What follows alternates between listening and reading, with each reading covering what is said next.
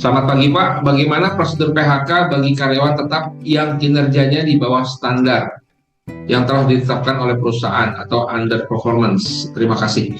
Baik, prosedur PHK bagi karyawan tetap yang kinerjanya di bawah standar yang ditetapkan perusahaan atau sering disebut underperformance. Sangat bergantung kepada ketentuan yang diatur oleh perusahaan Bapak Ibu sendiri di dalam PP atau PKB. Ya.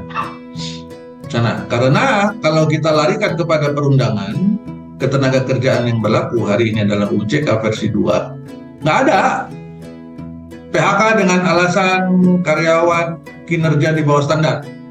Itu nggak ada. Maka ini menjadi domain perusahaan.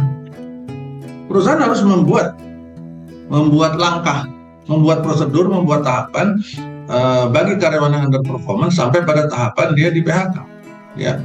Apakah melalui prosedur surat peringatan misalkan? Biasanya kan di perusahaan ada performance appraisal ya, penilaian kinerja dilakukan secara periodik, misalkan per 6 bulan. Nah, biasanya semesteran kan ya. Pada saat akhir semester kedua, berarti sudah penilaian kedua. Apabila si karyawan mendapatkan nilai E misalkan, E itu paling jelek ya. E berturut-turut, 2 kali berturut-turut, berarti kan udah setahun nih, 2 kali semester. Berturut-turut, maka dia diberikan surat peringatan 1. Diberikan surat peringatan 1. Nah, artinya kalau semester berikutnya lagi misalkan dia masih belum memperbaiki, maka mendapat surat peringatannya nambah lagi jadi 2, 3. Nah, itu baru bisa lari ke PHK karena alasan surat peringatan. Ya. Baru klausanya adalah underperformance, klausa di dalam surat peringatan tadi. Tetapi pintu PHK-nya itu adalah pintu PHK surat peringatan, bukan pintu PHK underperformance.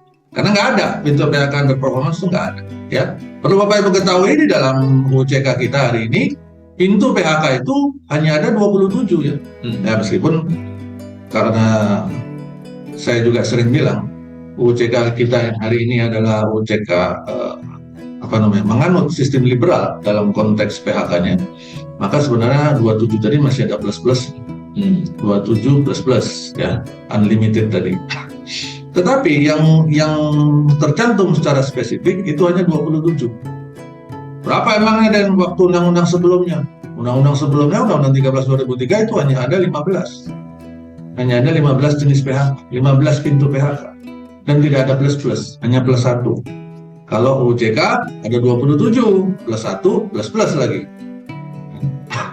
Seperti itu ya, jadi nggak ada pintu khusus dalam perundangan untuk karyawan underperformance. Perusahaan lah yang harus membuat pintu itu. Caranya bagaimana? Tadi salah satu contohnya. Contoh yang lain macam-macam, lihat kemungkinan atau potensi yang bisa diambil dari jenis-jenis pintu PHK tadi. Ada yang menggunakan PIP, PDP dan sebagainya. Ada yang menggunakan langkah-langkah yang lain. Ya.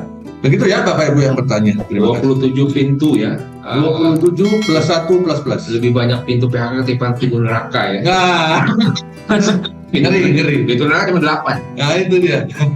Ternyata PHK lebih banyak tadi. Membuat undang-undang kita hari ini. Ya. Itulah wakil-wakil kita ya.